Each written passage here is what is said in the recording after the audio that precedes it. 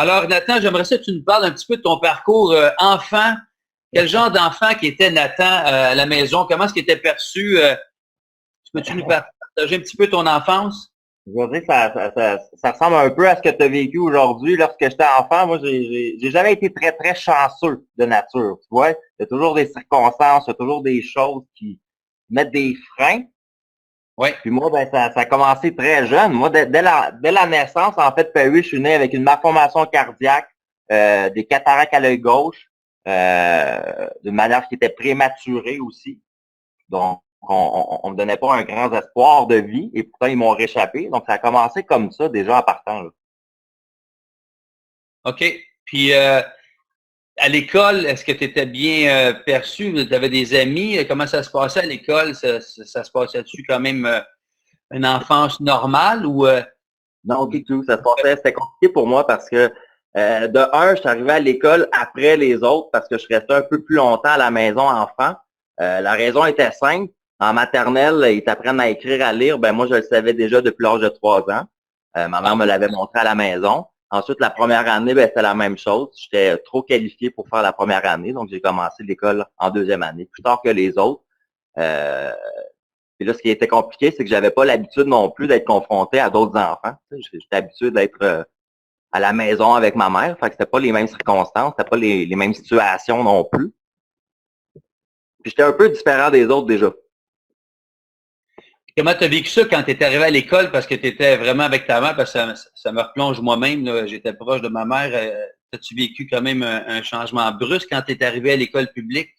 Tu veux que je te raconte quelque chose, une anecdote? C'est vraiment drôle. Ma première journée d'école, dans l'autobus scolaire, en allant le matin à l'école, j'ai eu mon premier coup de poing dans le visage. J'ai eu un black eye. Il y a un enfant qui voulait donner un coup de poing à mon frère, qu'il connaissait déjà et qui en voulait depuis l'année d'avant, tu sais, les enfants un peu batailleurs à cet âge-là. Et il a voulu donner un coup de poing dans le visage à mon frère. Mon frère s'est penché, c'est moi qui l'ai eu dans le visage. Puis je suis revenu avec un black eye à la maison. Wow, c'est une première journée? Mais je peux dire que je me suis pas trouvé chanceux ce jour-là. Ça t'a marqué. Un 49 avec moi, mon ami Perry. Mais comment donc pour faire quand même pour abréger au niveau de ton primaire secondaire, ça s'est relativement bien passé. Tu n'as pas vécu des phénomènes d'intimidation, de rejet, des trucs comme ça. Ça s'est bien passé à l'école? Ah non, moi, tout ce que tu viens d'énumérer, ça a été exactement les circonstances pour moi. Parce que lorsque j'étais enfant, ben c'est ça, j'avais déjà de la misère un peu avec les autres. Au moment où je réussissais peut-être à me faire une petite place qui était confortable, ben là, je me suis mis à perdre mes dents comme les autres enfants. Puis là, les années ont passé, et on s'est rendu compte de plus en plus que moi, dans mon cas, à moi, ben les dents, elles ne poussaient pas. J'étais un petit édenté avec des lunettes rondes, des oreilles décollées, puis une coupe de cheveux louches. J'étais le premier choix au repêchage au ballon chasseur, mettons. Il n'a pas peur de me défaire le visage. Mais c'est la réalité en plus. Puis je verrais ce petit gars-là sur le trottoir, qui était moi finalement, comme je te le décris. Ben, ouais. Pour vrai, j'aurais envie de jouer au ballon avec. J'aurais envie de dire, prends pas ça de même, c'est pas grave, ça va passer. Quand on est adulte, finalement, on se rend compte que lorsqu'on est enfant, on est un peu une graine. On est un peu une semence, finalement. Oui. Puis on est vulnérable quand on est jeune, c'est ça. Il y a des semences qui sont pas parfaites puis qui donnent. Tu sais, si tu regardes un bulbe, là, au départ, c'est très laid. Mais un bulbe, quand tu mets dans la terre et tu en prends soin, ça devient une maudite belle fleur. Ça peut donner une belle tulipe au printemps, là, tu sais. Mais ça peut y prendre du temps aussi. Puis c'est laid au départ. Je penserais jamais en regardant un bulbe que ça va donner une fleur belle comme ça. Mais moi, je pense que les humains, c'est exactement la même chose. Là, j'en arrive justement, tu es en train d'ouvrir une porte. Là, les auditeurs en ce moment doivent sûrement voir ce que j'ai mis sur l'écran. À 10 ans, j'ai fait une tentative de suicide. Qu'est-ce qui s'est passé pour arriver à ça? Ben, en fait, j'avais un monde imaginaire assez fort quand j'étais jeune. Par ma différence, je me suis mis à me voir différent. Donc, en me voyant moi-même différent, ben, je me suis mis à faire des jeux qui étaient un peu bizarres. Tu sais, j'avais le désir, j'avais le rêve, j'avais la vision d'être un super-héros un jour. Et à ce moment-là de la vie, C'était terrible. À l'école, c'était pas plaisant. Quand je revenais à la maison le soir, c'était pas plus plaisant, je peux te l'assurer. Donc, ça me faisait pas beaucoup de temps dans un 24 heures pour avoir une vie d'enfant. Donc, je partais dans ma tête. Quand je partais dans ma tête, ben, je veux dire, à un moment donné, à 10 ans, ben là, t'es laid, t'es différent, ça se passe pas bien. Ben, j'avais des pensées négatives. Et pour transformer ces pensées négatives-là, comme tout enfant à cet âge-là, ben, tu fais un jeu avec ces pensées-là, par contre, tu sais. Ouais. À ce moment-là, ben, je m'assoyais devant des autobus scolaires sur un boulevard. Je m'assoyais sur le boulevard, c'est-à-dire, puis j'attendais de voir si l'autobus scolaire qui s'en venait à 70 km/h allait arrêter. J'étais assis en bouddha devant lui. À toutes les fois qu'il arrêtait, ben eux, ils prenaient ça pour une tentative de suicide.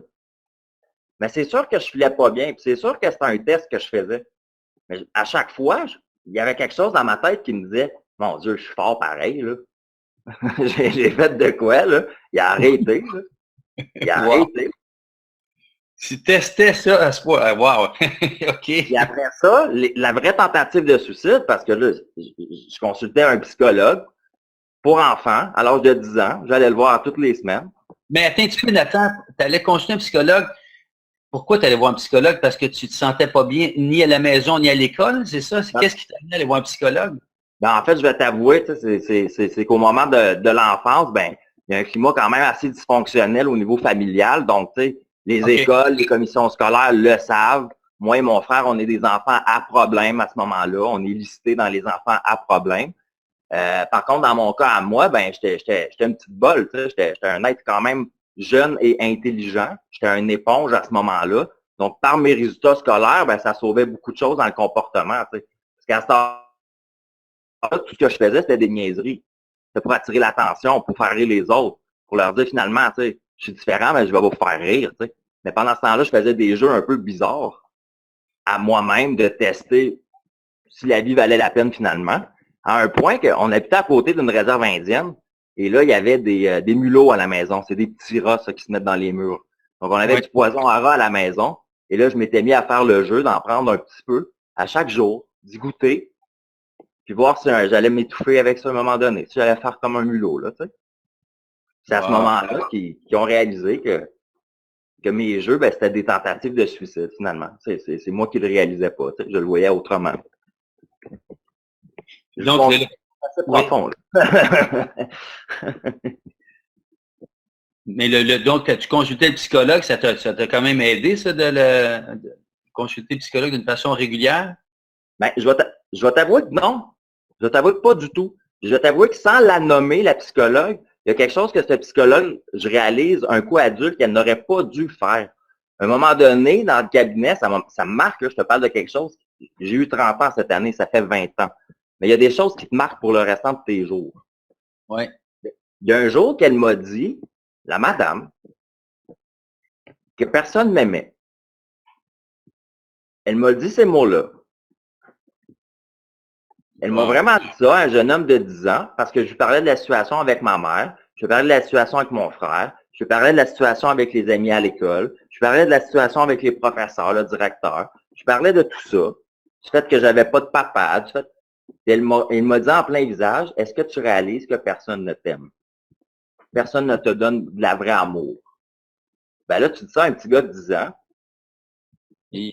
Ben, c'est une claque d'en face. C'est peut-être pas comme ça qu'elle aurait dû le dire. Parce qu'à ce moment-là, je me suis mis à réaliser que c'était peut-être ça, c'était peut-être vrai. Puis finalement, si personne m'aimait, c'était peut-être moi le problème. Fait que j'étais peut-être aussi bien de me faire disparaître dans mes petits jeux. Tu sais. Ouais, quel encouragement qu'elle t'a donné, hein? Il faut que les gens fassent attention à ça. Tu sais. À un moment donné, j'ai écrit un post sur Facebook que les gens peuvent aller voir. J'invite les gens qui sont là, s'ils veulent aller me rejoindre sur Facebook, sans problème. Tu sais, je pose des choses là-dessus des fois, comme le texte Le suicide.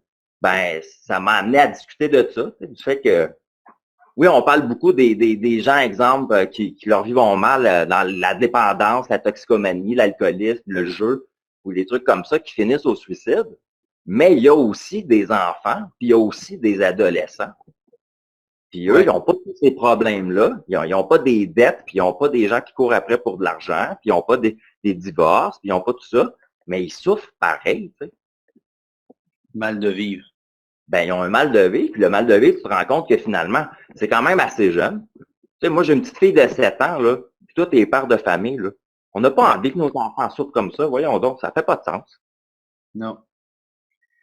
Fait que je me dis qu'il y a quand même quelque chose, dans mon cas à moi, que je trouve formidable, c'est que toutes ces expériences de vie-là, cette enfance-là qui était un peu maganée, cette adolescence-là qui était un peu exclue, rejetée, puis jeune adulte où là, moi-même, j'étais complètement perdu à qui j'étais finalement. La question, c'était pas qu'est-ce que je veux être, c'est qui je suis. Ouais. Tu avais des frères et sœurs, tu me disais tantôt. Hein? Un frère, c'est ça? Ouais, j'ai un frère qui est un peu plus vieux que moi. Puis on n'a pas une relation super écœurante non plus. Tu vois, dès l'enfance, ma mère disait qu'on était le jour et la nuit, le soleil et la lune, moi et mon frère, donc on était très, très différents. On n'a jamais eu une très grande complicité. Mais je le respecte, je l'aime. Tu sais, je veux dire, j'ai un degré d'amour quand même pour lui. Je ne voudrais jamais qu'il arrive de mal. Je souhaite que du bien dans sa vie. Par contre, j'ai pas une relation étroite avec lui. Tu mentionnais que tu n'as pas connu ton père tantôt, hein, c'est ça? Tu Non. disais? Ben, en fait, pas du tout. Je l'ai connu. Je l'ai connu par petites périodes dans la vie. Mais mon père, les gens seraient surpris de savoir ça. Ben oui, mon père, à moi, c'est quelqu'un qui a vécu dans la toxicomanie la grande partie de sa vie, qui a vécu dans l'itinérance. Donc, c'était pas... si on parle d'un jeune homme aussi, je sais pas si les hommes vont être d'accord avec moi, mais on a besoin de modèles. Tu sais. Quand on est jeune, quand on est des jeunes adultes, on a besoin d'un modèle. Tu sais. C'est un Oui. modèle paternel, finalement. Puis quand t'en as pas, le seul pic que t'as n'est pas peut-être le plus flamboyant, ben c'est qui devient ton modèle paternel, finalement? Ce sont les autres hommes. Donc, un projet comme le tien est excellent parce que ça permet à toute personne de donner des valeurs puis de donner du contenu qui est finalement le rôle d'un père. Merci, Nathan. Écoute, ça me touche que ce que tu dis là. C'est effectivement, c'est un peu ça le but. C'est en même temps, c'était pas nécessairement vers ça, mais c'est vrai que ça comporte tout ça. Oui, les hommes ont intérêt à s'exprimer de un, puis si ça peut servir de modèle pour les plus jeunes, mais tant mieux. Good. Ouais. Ben, en fait, c'est ça. En fait, un homme devrait s'exprimer parce que lorsqu'au moment où il s'exprime, il parle de ses émotions, puis il parle de ce qu'il a compris dans la vie, ben, il peut le donner à d'autres oreilles, puis en le donnant à d'autres oreilles, ça le donne à d'autres têtes, puis quand ça le donne à d'autres têtes, ben, ça le donne à d'autres cœurs. À un moment donné, ça fait des gens qui comprennent des choses, puis qui souffrent peut-être moins dans leur vie. Parce que, comme je le répète, les gens, ils souffrent, puis ils commencent à souffrir jeunes. Les gens perdent le sourire jeunes. Il se passe quelque chose. Tu sais, je veux dire, c'est pas agréable pour les gens en ce moment. C'est pas un film de Walt Disney où ce que les gens chantent, là. Tu mentionnes un bon point, c'est effectivement quand on est jeune, on est dans la joie, entre guillemets, la plupart, puis on est dans l'émerveillement, puis ça s'effrite en vieillissant parce qu'on adopte toutes sortes de comportements, les peurs embarquent, les résistances, puis les programmations, puis les influences, etc. Puis là, on perd ça, puis après ça, ben, faut réapprendre, faut se déprogrammer en vieillissant pour revenir vers ça. C'est ça. Exactement. Mais toi aujourd'hui, tu penses que tu as, un enfant ou deux enfants, ça se peut-tu? Ben moi, en fait, j'ai une petite fille de 7 ans. Et ma copine dans la vie a une petite fille de 7 ans aussi. OK, donc vous avez deux filles de 7 ans. Oui, c'est ça. Qui sont comme demi-sœurs. OK. Oui, on les a en garde partagée tous les deux. Les deux, ils se voient comme des sœurs. Ils se voient comme plus grandes que des amis. Une amitié qui pourrait durer toute la vie, j'imagine. Je pense que même dans la réalité où je ne serais plus avec ma fiancée dans la vie, dans le futur, mais même dans une réalité comme celle-ci, il y a une chose que je sais, c'est qu'il s'est développé un amour entre ces deux enfants-là que tu peux pas forcer ou créer. Ouais. Ça, je trouve ça beau. Tu sais. Je trouve que c'est justement, c'est à l'image, tu sais, les petites filles comme ça, moi je les vois, là, je les vois aller, les enfants, quand ils sont élevés dans des belles conditions, là, ça se passe bien. Là. Oh wow, c'est beau de voir des enfants heureux, là. C'est beau, là. Mais si on se promène ensemble l'après-midi dans des quartiers un peu défavorisés de Montréal ou de certaines villes, mais c'est pas le même genre d'enfant qu'on va voir. Tu sais, des fois, je me suis déjà arrêté à ça. Je me suis déjà arrêté à regarder un enfant sur le trottoir et me dire, mon Dieu, il a pas l'air heureux. Il a l'air fatigué. Il a 9 ans. Qu'est-ce qui se passe? Il est blanc comme un drap. Bon, moi, je les remarque. Je les remarque, ces enfants-là. On dirait que le fait de voir des petites filles heureuses dans ma vie, ça me fait remarquer ceux qui n'ont pas les traits joyeux, justement. Ben oui, je comprends. Ils n'ont pas eu c'est comme, dans le fond, une belle plante dans ton jardin, tu l'arroses régulièrement, puis il y a beaucoup d'enfants qui ne se font pas arroser d'amour régulièrement. Fait que c'est ça qui arrive à un moment donné, malheureusement. Exactement. Puis de là, pourquoi, exemple, mon mouvement pour le sourire que j'ai décidé de créer dans la vie suite à toutes ces expériences-là de vie, ben, en fait, c'est ça le message. C'est de dire que le sourire, là, c'est quelque chose pour tout le monde. C'est quelque chose pour tous les sexes. C'est quelque chose pour toutes les religions. C'est quelque chose pour tous les statuts sociaux, tous les âges. Toute personne au monde a le droit de sourire. C'est un droit. C'est un droit acquis. C'est un droit que tu as à la naissance.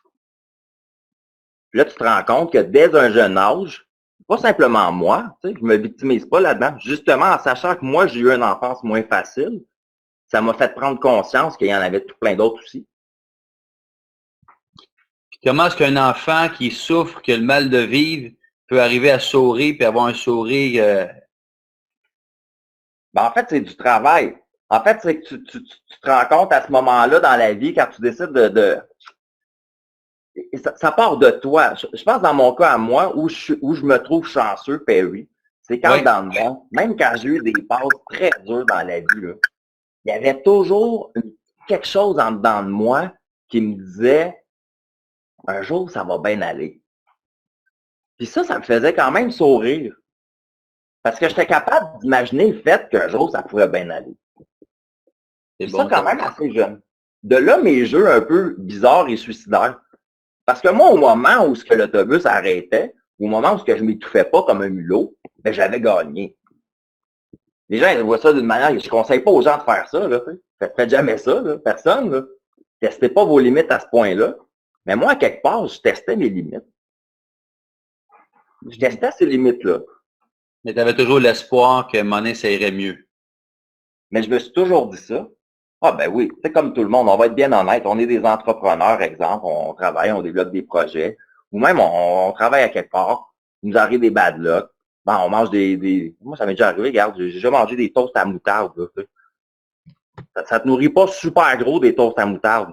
Par exemple, pendant que tu les manges, si tu es capable de quand même de sourire à la vie, tu le sais que tu mangeras pas des toasts à moutarde toute ta vie. C'est impossible que tu manges des toasts à moutarde toute ta vie. Ça fait aucun sens. Fait que mange-la, relève ta tête, souris, puis dis-toi, demain, m'a mettre, je sais pas, du rose beef dans ma toast à moutarde. Wesh! Hein? Non, je comprends. Ben ouais, je comprends. À un moment donné, tu vas manger du filet mignon pour ceux qui aiment la viande, ou tu vas manger des toasts avec des bonnes conditions. Donne-toi une chance de croire en toi aussi. Mais lorsque je parle du sourire, c'est ça aussi. Ton sourire, il défend tout ça.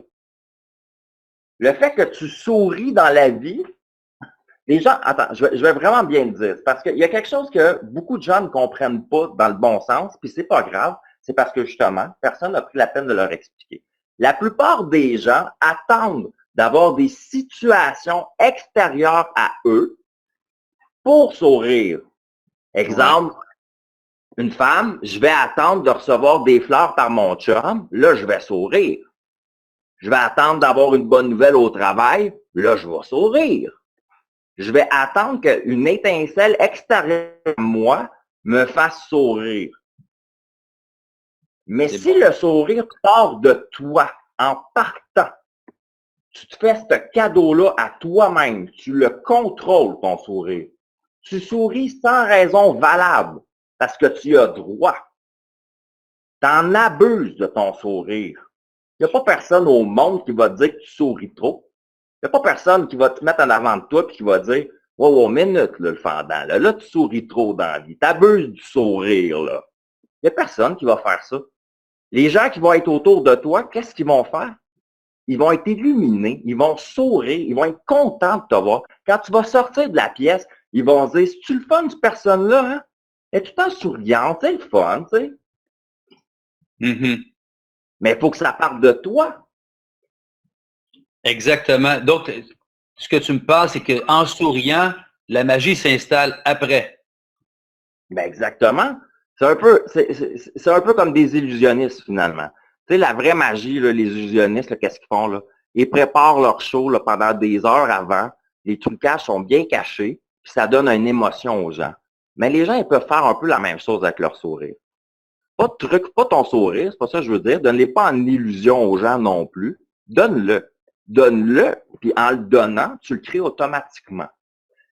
Les gens, mettons, puis je les comprends de ne pas le faire parce que c'est dur. Exemple, si tu as passé toute une journée au travail dans un environnement que tu n'aimes pas, avec des situations que tu n'aimes pas, à faire quelque chose que tu n'aimes pas, puis peut-être avec des gens autour de toi que tu n'aimes pas tant que ça non plus, puis tu reviens dans le trafic, ça fait 2 heures que tu roules pour arriver chez toi. La première chose que tu fais, quand tu ouvres la porte puis tu vois ta femme, ça se peut que ça soit pas un maudit beau sourire, tu sais. Mais Ouais. essaye-le, ouais, voir.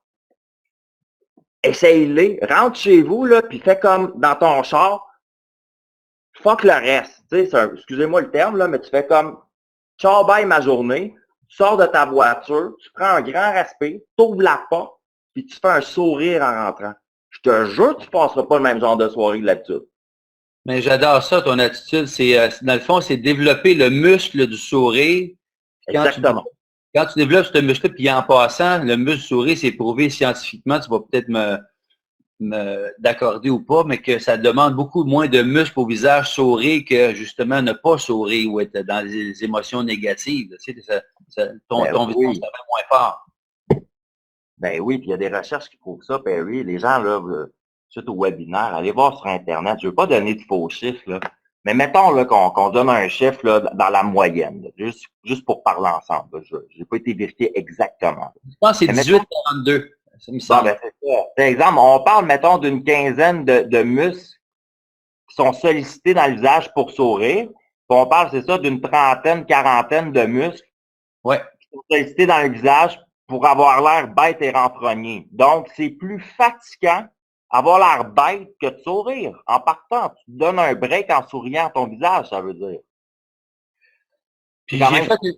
c'est-à-dire quand même, si tu souffres et que tu souris, ça va te donner un break au moins une partie de ton être, pas une partie de ton corps, dans ta souffrance. Ça va te donner un pansement, tu sais, ça va te faire du bien. Exactement. Puis j'ai fait une petite recherche, Nathan, que je pense que tu vas aimer, puis les auditeurs, c'est que c'est prouvé qu'aujourd'hui, là, j'ai pas les chiffres à l'appui, mais c'est prouvé on rit à peu près à gorge déployée de 2 à 4 minutes en moyenne par jour, alors qu'avant, dans le temps de nos parents ou grands-parents, on riait au moins une vingtaine de minutes minimum. Mais quand je dis rire, là, c'est pas juste un petit sourire, là. Un sourire, c'est rire de cœur, de bon cœur, puis c'est prouvé que quand tu ris de cœur, à gorge déployée, tu oxygènes ton cerveau, puis tu sais, tu as des crampes à un moment donné, puis ça nourrit tes cellules, ça nourrit ton corps. Mais aujourd'hui, là, on pense qu'on sourit. Oui, on sourit, mais puis même encore, on sourit pas vraiment, non. Mais de rire, là, le rire, là, mon Dieu Seigneur, on a intérêt à rire beaucoup plus que ça. Mais il y a des raisons à ça, Perry. Si on va être honnête comme société, là, ce qu'on fait, là, c'est qu'on demande aux individus de devenir sérieux. Ouais. C'est nous qu'on fait ça. Dès l'enfance, on met les enfants dans un moule éducatif.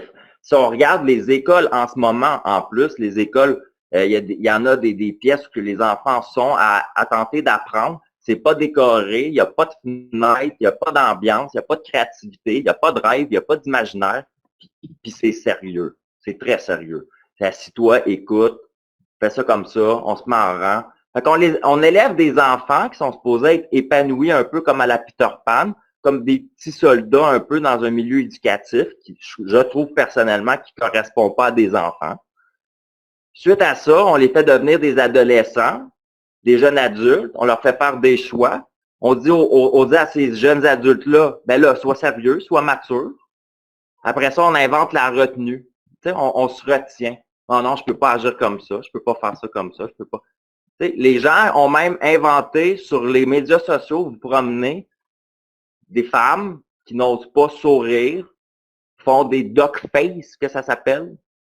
C'est un semblant de bec en prenant une photo pour pas oser sourire. Mais ça cache quoi? Ça cache des gens qui ont pris 3-4 clichés d'eux dans leur vie, qui ont fait, comme bien des gens, vous allez retenir cette phrase-là. Ah non, je l'aime pas celle-là, j'aime pas mon sourire sur celle-là. Ouais. Ben Mais oui. comment ça, t'aimes pas ton sourire sur celle-là? Qu'est-ce qu'il y a ton sourire sur celle-là que t'aimes pas? C'est ton sourire. Voyons donc, toi. Puis là, Mais si dans tu le te fond, promènes dans... on modélise les jeunes, on modélise, dans le fond, si on veut les compartimenter au lieu de les laisser s'épanouir chacun dans leur couleur unique, puis qui arrivent à Ben oui. sourire.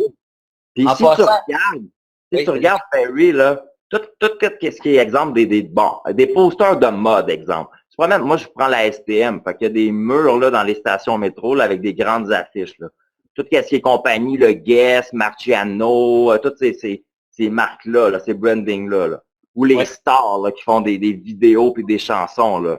Mais ils oui, sont tous sur des trucs de 8 pieds par 8 pieds avec des airs bêtes. On dit exactement. finalement aux gens qu'avoir l'air bête, c'est même sexy, finalement. Oui, je suis C'est pas d'accord. mal, ces gens-là, ils sourient jamais sur les posters. Pourquoi qu'ils sourient pas? Parce qu'on pourrait voir peut-être des dents qui sont pas droites, on pourrait voir tout d'un coup qui ont l'air trop heureux. Ils n'ont pas le droit. Exactement. Non, mais c'est même pas ça. C'est qu'à ce moment-là, tu te rends compte que comme société, actuellement, on modélise les gens qui ne sourient pas. On veut des hommes qui ont l'air classe puis des airs bêtes un peu durs à la cuire. On veut des femmes qui sont belles puis qui ont l'air sérieuses. Ben, c'est nous qui créons notre société finalement, chacun et soi. Donc, je me dis qu'en partant, si chacune des personnes qui peut jaser avec moi dans la vie, parce que je parle du sourire quand même d'une manière qui est très sérieuse dans mon cas, tu sais. Je crois pas en parler d'une manière qui est enfantine, je crois vraiment défendre le sourire. Des fois, je me fâche même. C'est un beau paradoxe, tu te fâches pour sourire. C'est bon. Non, mais des fois, c'est que ça me fâche parce que Ouais, je comprends. j'ai comme mission, moi, j'ai choisi de défendre, de prôner, de créer le sourire humain. Donc, à ce moment-là, au moment où tu décides de défendre et de prôner quelque chose, ben, je me rends compte que ces mots-là ont vraiment de la valeur. Parce que lorsque je les avais écrits la première fois, je savais pas encore c'était quoi prôner, mettons, créer le sourire, je savais c'était quoi. Mais le prôner et le défendre, je n'avais jamais fait ça de ma vie. Puis je vais te dire que pour vrai, c'est plus compliqué que je pensais. Puis justement, ça me prouve à quel point qu'il faut le garder, le sourire. Je trouve ça tellement inspirant parce qu'effectivement, de l'extérieur, quand j'entendais ça au début, sourire, je me disais, moi, je suis un gars qui, en général, je souris quand même à la vie, là.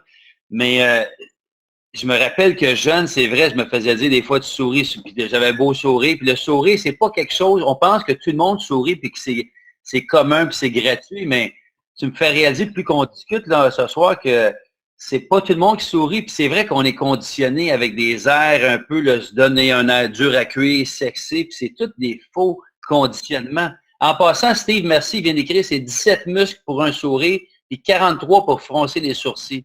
Ah, Wow! imagine. Mais c'est Mais quelque on chose. fait vivre à cause de ça aussi.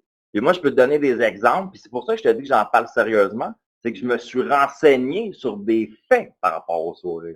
C'est sûr que le fait de solliciter 42 muscles pour avoir l'air en premier, là, à qui ça sert le plus? Ben, ça sert à l'industrie de l'esthétique et du Botox. Exactement, c'est vrai. Pour T'as eux, raison. là, c'est formidable comme société qu'on soit pas souriant. C'est formidable. Hey, c'est fort pareil. Hmm. Ben oui, c'est comme ça. Puis eux, en échange, ben, on rend sexe symbole des airs bêtes, finalement. Mais sérieusement, là, pour vrai, là, tu sais, quand tu as rencontré la femme de ta vie, là, ce qui t'a marqué, une des 5 premières choses, oui, on le sait, les formes, c'est beau chez une femme, on a chacun des références en haut, en bas, les lèvres, les yeux, oui, on le sait, certains hommes, même le cou. Mais le sourire, wow! Moi, quand j'ai rencontré ma fiancée, Perry, là, je me suis dit, elle, là, elle a un beau tête, beau sourire de un. De deux, il est très dur à voir. Trois, toutes les fois qu'elle va sourire, c'est comme si je gagnais 1 million de dollars. Wow. Tu viens avoir le sourire comme un pouvoir chez toi, un pouvoir de défense, un pouvoir de liberté, puis même comme pouvoir de séduction. Il n'y a Exactement. personne au monde qui peut me dire que quelqu'un qui sourit, c'est pas beau. Mais voyons donc, c'est beau quelqu'un qui sourit. Peu importe c'est qui. Le fait qu'il sourit, ça l'embellit automatiquement. Puis dans tes périodes les plus difficiles, Nathan, sans aller dans tous tes défis, ce que j'entends depuis tantôt, tu avais toujours comme une lueur d'espoir qu'un jour, ça irait mieux. Est-ce que tu réussissais quand même à sourire malgré tout ça, même quand tu étais jeune, ou c'était plus difficile? En fait, j'avais développé un sourire fake que j'appelle. Parce que lorsque j'ai fait une tentative de suicide, pour revenir un peu à ça tout à l'heure, sans trop en parler, j'avais compris que si je faisais semblant d'être vraiment joyeux, il allait me laisser partir. Okay. Parce que j'ai été à l'hôpital en psychologie infantile, à l'hôpital de Sainte-Justine pour ça. Fait qu'après une semaine, là, je me rendais compte que j'étais encore là. Après 2 semaines, je me rendais. Finalement, j'ai été là 2 mois, près de 2 mois, tu sais. Mais moi, j'étais tellement tanné d'être là, je me suis dit, ils vont me mettre à sourire, ils vont me laisser partir. Puis finalement, ça a fonctionné. Fait qu'à ce moment-là, dans la vie, je me suis mis à développer le sourire fake. Puis ça, c'est pas mieux. Parce qu'il y a des gens aussi qu'on va penser qu'ils sont souriants. On côtoie des gens qu'on se dit des fois même qu'ils sont souriants, mais on le sait pas. Des fois, ils sourient, mais en dedans, ils souffrent. Mais qu'est-ce que tu penses de l'expression qu'on entend souvent dans le développement personnel quand ils disent « fake it until you make it ». Moi, je trouve que ça fait du sens parce que sur certains points, je vais t'expliquer. Le sourire, le cerveau. On dit que le cerveau ne fait pas la différence entre ce qui est réel et irréel. De là, lorsque tu fais un rêve comme un cauchemar, tu peux vraiment te mettre à pleurer, à crier ou pisser dans tes culottes. Tu sais, ça, tout dépendamment. Là, tu sais. Il peut arriver quelque chose. Tu vas avoir l'émotion. Tu vas te lever en panique. Ton cœur va battre tellement fort. Parce que à ce moment-là, ton cerveau n'a pas fait la différence entre la réalité et la fiction. Lorsque tu souris, c'est prouvé que si tu te forces à sourire en moyenne 5 minutes par jour, pendant une période de 21 jours, ça va devenir une coutume pour toi de sourire 5 minutes par jour.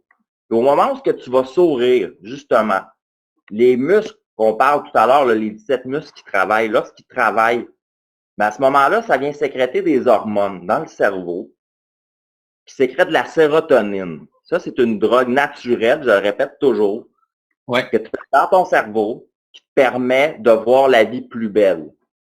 La sérotonine, lorsqu'elle est en baisse, tu es en dépression. Lorsqu'elle est en hausse, tu vois la vie d'une très belle manière. Les mêmes circonstances, les mêmes situations, mais tu perçois les choses complètement différemment. Ce qui veut dire que plus que tu as de sérotonine dans ton cerveau, lorsque tu vas écouter la musique, tu vas la trouver meilleure. Lorsque tu vas voir tes animaux, tu vas les trouver plus beaux et plus enjoués. Lorsque tu vas voir ta femme, tu vas la trouver peut-être même plus belle. Parce que c'est une drogue naturelle qui est dans le cerveau, qui te permet de filer bien. Lorsque tu files bien, automatiquement, tu vois moins les défauts de la vie. Et ça, c'est juste le fait de sourire 5 minutes par jour. Je suis en train de dire à quelqu'un qui n'a pas une scène dans ses poches, qui a une vie médiocre, qui n'a pas de belle relation avec personne, qui est peut-être malade, physiquement ou émotionnellement ou mentalement, d'essayer de sourire 5 minutes par jour pour les 21 prochains jours, puis il va changer sa réalité de vie complètement. C'est super. Il ne va pas gagner à la loterie, il ne va pas rouler dans une Ferrari, il ne va pas être marié avec un mannequin. Non, mais il va filer mieux. Puis si tu files mieux, tu vois la vie plus belle. C'est automatique. Puis tu attires des plus belles choses parce que les gens, c'est magique. On est attiré quand les gens sourient, puis c'est de cœur, c'est un aimant, c'est du soleil, ça rayonne. Exactement. Les gens qui ont des promotions au travail, là, les gens qui sont tannés là, et qui se disent, moi, j'aimerais ça monter dans la hiérarchie de mon entreprise. Tu sais, je suis en train de dire à quelqu'un, là, tu as un arme, tu as un pouvoir que tu peux utiliser dans tes relations avec ta blonde, justement, comme je l'ai dit tout à l'heure. Tu peux bien faire filer ta femme puis avoir une soirée complètement différente. Puis même à ton travail, tu te mets à sourire aux gens de ton travail demain. Dans la hiérarchie de l'entreprise, lorsqu'il va y avoir un poste de leader ou de superviseur ou de manager qui va se libérer, tu vas être un des premiers choix. C'est prouvé dans toute industrie entrepreneuriale que les gens qui communiquent mieux avec les gens puis qui sourient ont plus de facilité à monter dans la hiérarchie de leur entreprise. Un beau cadeau que tu nous fais, Nathan. Fait que tout à l'heure, exemple, je vais donner un exemple. Il y a quelqu'un qui m'a dit, puis je pensais à ça avant qu'on parle, qu'il m'a dit que le sourire, c'était bien comme sujet, mais qu'il faudrait que j'approfondisse d'autres sujets. Ça serait aussi intéressant parce que le sourire, ça me limite. J'ai répondu à la personne que le sourire me limitait pas. Parce que justement, le sourire est universel. Le sourire, ben, il doit retrouver ses lettres de noblesse. Et je trouve qu'on le voit pas de la bonne manière. Moi, lorsque je parle du sourire, je vais t'avouer, puis je vais avouer à tout le monde, que j'en parle comme si c'était un enfant que j'avais à défendre du feu, OK? Moi, j'en parle, là, je peux en parler des heures du sourire. Je ne sais pas pourquoi. C'est comme ça, je peux. Puis je vais le défendre, puis c'est comme ce que je te disais tout à l'heure, des fois, ça va me fâcher. C'est que je me dis, il y a des gens, ils le voient pas de la même manière que moi. Faut que j'apprenne à mieux le communiquer, j'en suis conscient aussi des fois. Non, mais j'adore ça. En passant, Nathan, je te rassure, ça prend de l'intensité, puis quand tu as de l'intensité, le message passe bien dans ce temps-là.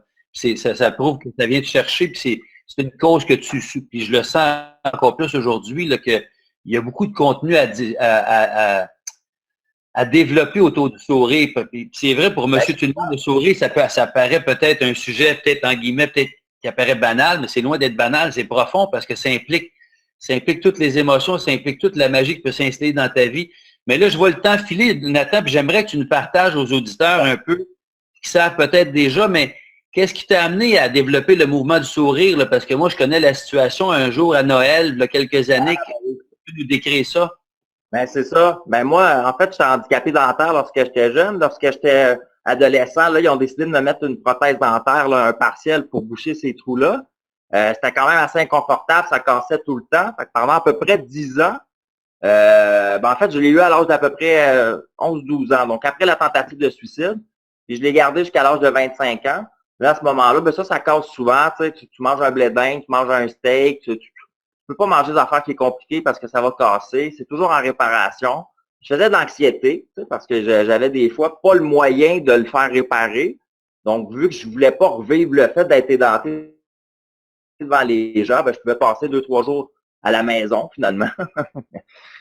faut pas revivre un peu le syndrome du jeune enfant, mais dans la société, un coup adulte. Je ne voulais pas paraître édenté devant les gens. J'avais de la misère avec ça. Ça me gênait. Ça m'a cloîtré un peu chez moi. Mm-hmm. Et ben là, à un moment donné, c'est ça. Ben, je m'étais même mis à le réparer avec la crise igloo.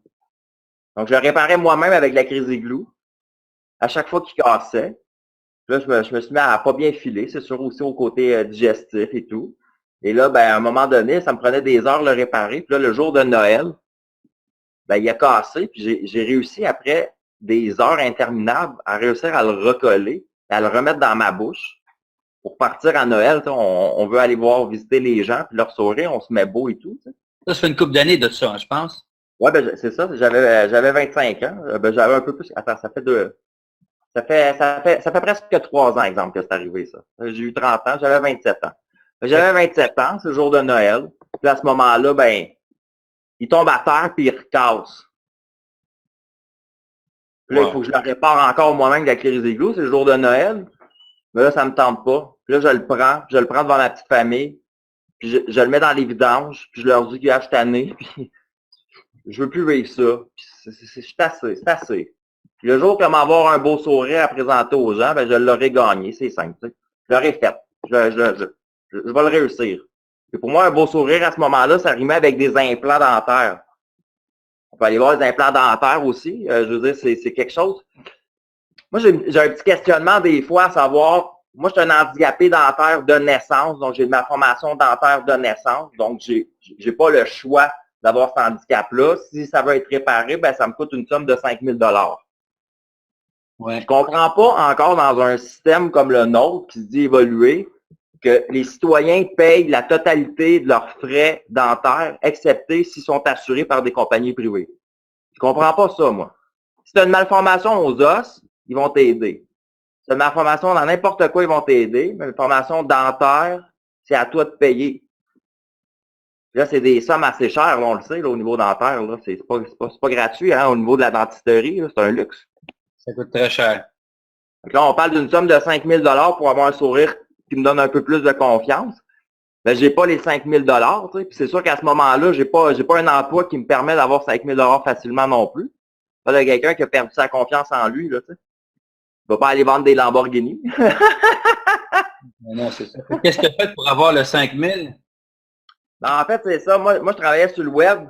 Et là, à ce moment-là, j'ai vu qu'il y avait un gars dans le Journal de Montréal qui avait amassé une somme de 50 000 $ avec une histoire de salade de patates sur une plateforme qui s'appelait Indiegogo ou Quickstarter, un de ceux-là.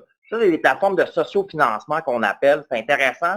Les gens, ils vont être appelés à connaître de plus en plus ça. On en entend de plus en plus. Par contre, il faut faire attention aussi parce qu'il y a des gens qui tentent d'amasser des sommes pour des fausses causes aussi sur des sites comme ça. Fait qu'il faut quand même se renseigner.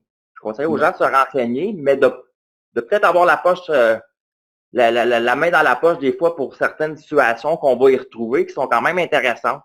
Dans mon cas, à moi, ben, j'avais décidé de faire ça pour mes dents. J'avais mis que je voulais 5 000 $ pour réussir à avoir une dentition comme les autres. J'avais mis des photos et tout. Et là, il y a même des personnalités connues qui m'ont encouragé avec quelques dollars, avec des postings sur les médias sociaux. Mais ça n'a pas levé.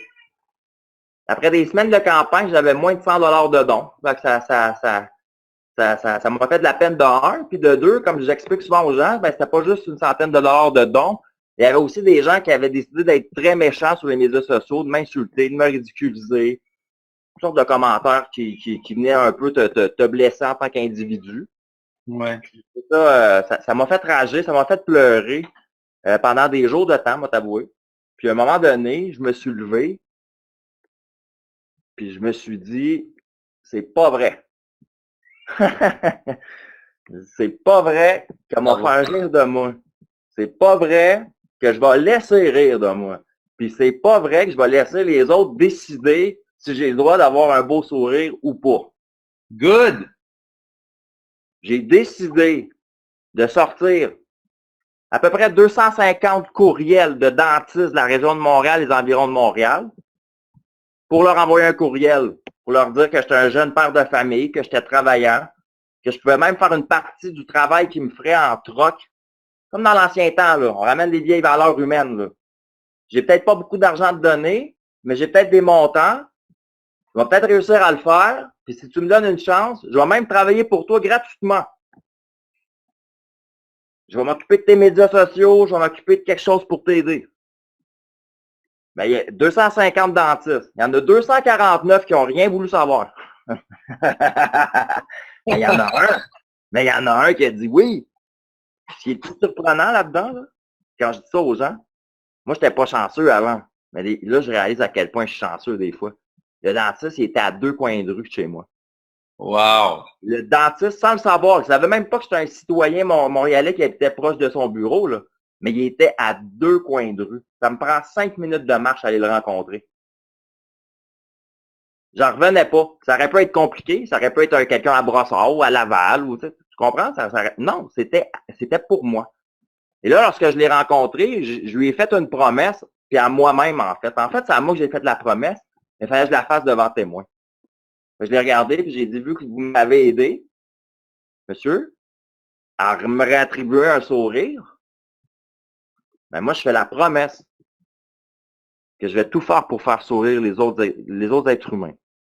Je vais faire mon possible pour donner le sourire que vous m'avez fait aux gens. Ça a pris du sens pour moi. Bravo. Le sourire, à ce moment-là, il a pris une valeur pour moi.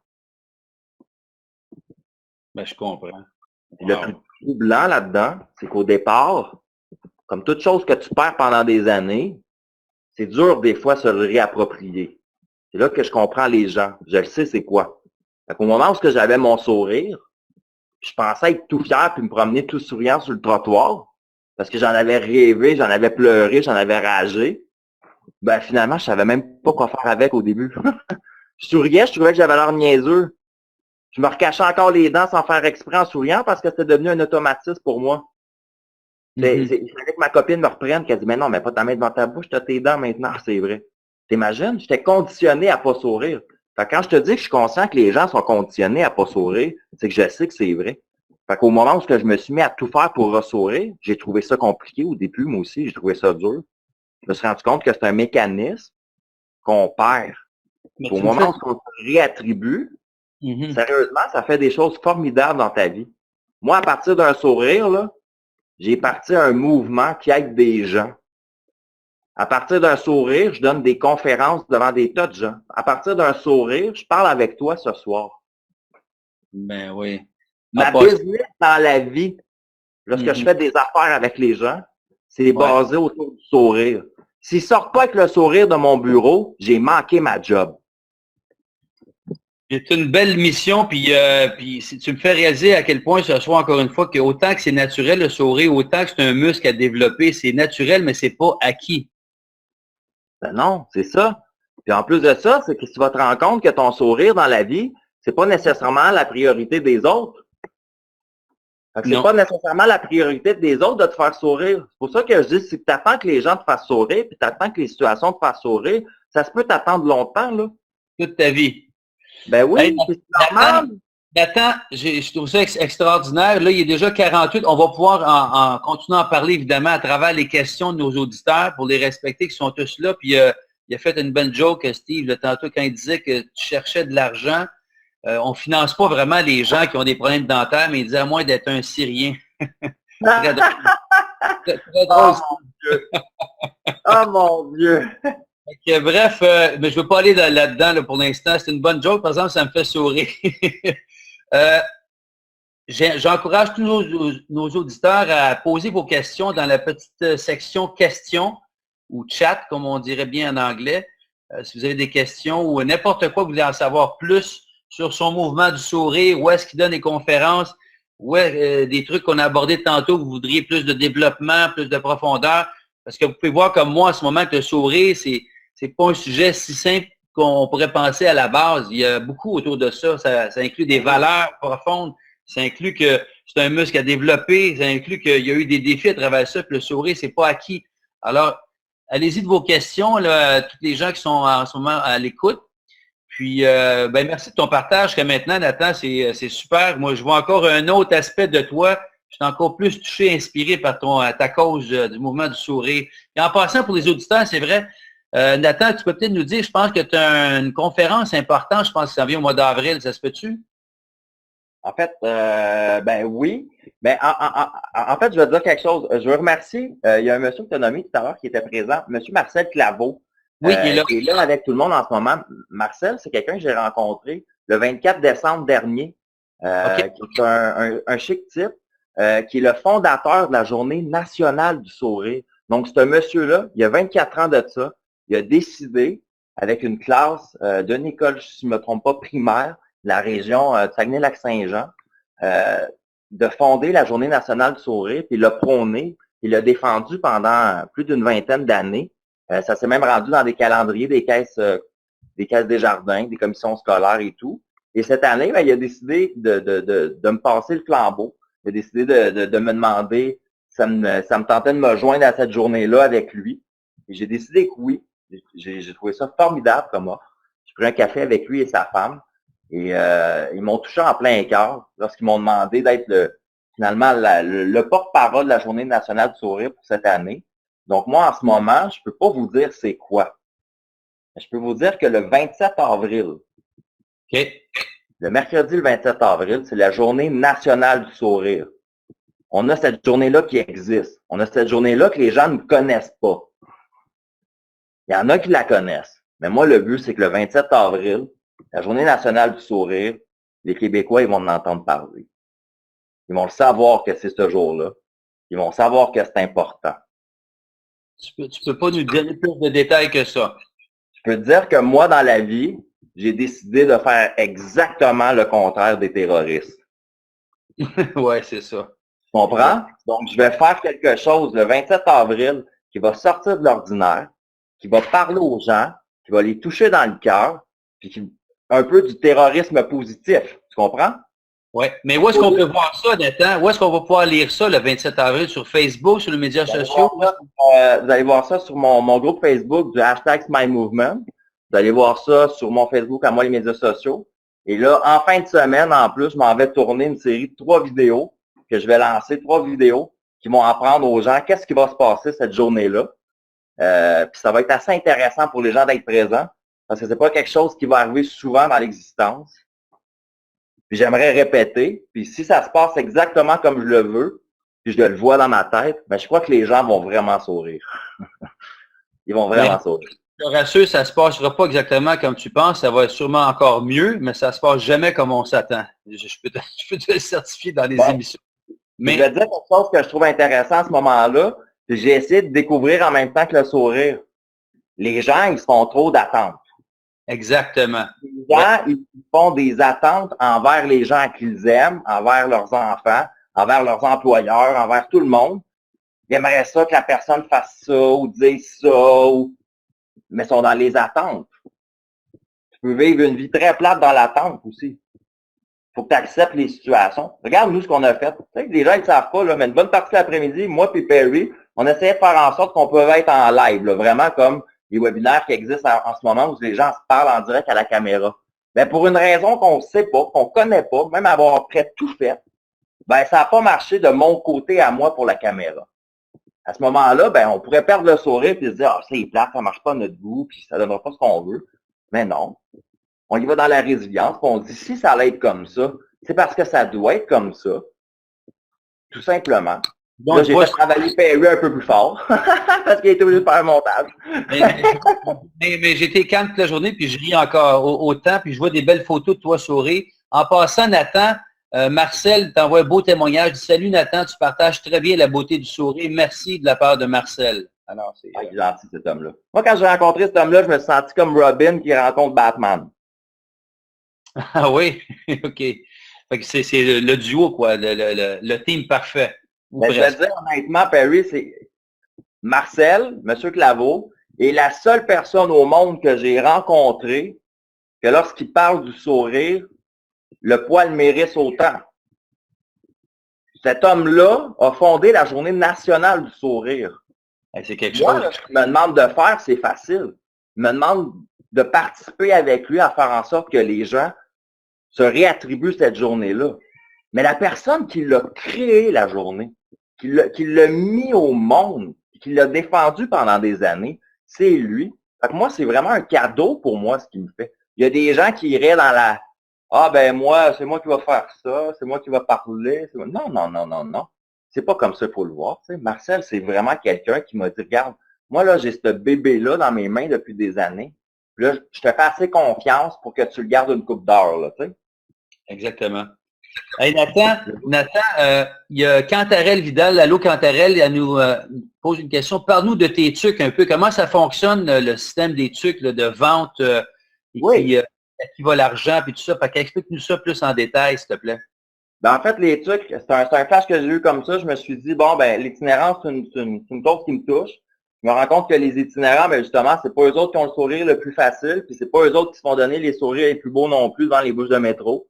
Les gens les regardent un peu comme des virus, les gens les regardent un peu comme des intrus, des animaux.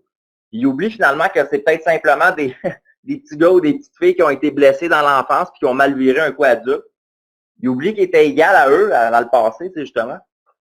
Puis là, ben moi, je les vois, je vois qu'ils ont froid, puis ici et ça, puis je vois les gens qui leur donnent plus rien en plus, parce que maintenant, ben, tu sais, l'argent, c'est des cartes de crédit, c'est des cartes Interact, c'est tout est informatisé. Fait on n'a plus grand-chose dans nos poches non plus, puis eux, ben, ils prennent les restants qu'on a dans nos poches. Fait qu'imagine quand on est comme société, en plus, on n'a plus d'argent physique. Ces gars-là, ils n'ont plus rien, là. Tu sais, sérieusement. Il y a un temps où ce que les gens disaient, ah, il y en a qui gagnent 200 $ par jour. Oui, dans ce temps-là, on mettait de l'argent aussi dans le parcomètre. Maintenant, tu mets ta carte de crédit.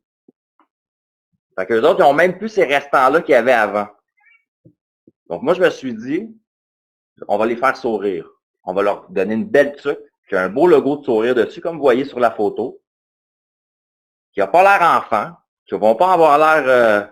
je veux dire, je veux pas qu'ils aient l'air des fous avec ça sur la tête non plus, puis c'est pas pour... c'est pas non plus pour les utiliser. Puis c'est pas pour mettre le logo, exemple, d'une compagnie X pour se faire de la publicité, puis vendre plus de produits comme il y en a qui le feraient. Moi, c'est vraiment le concept, c'est tu achètes une tuque à un itinérant au coût de 15 $, puis toi, tu en reçois une par la poste, exactement la même que lui. Donc, on parle d'une transaction de 15 $ qui donne 2 tuques. Fait que toute personne qui travaille en affaires un peu sait que à 15 $ pour 2 tuques, moi, je fais pas d'argent avec ça. Mon but, c'est pas de faire de l'argent avec ça, c'est de faire sourire des gens. Puis ça l'a fait sourire des gens.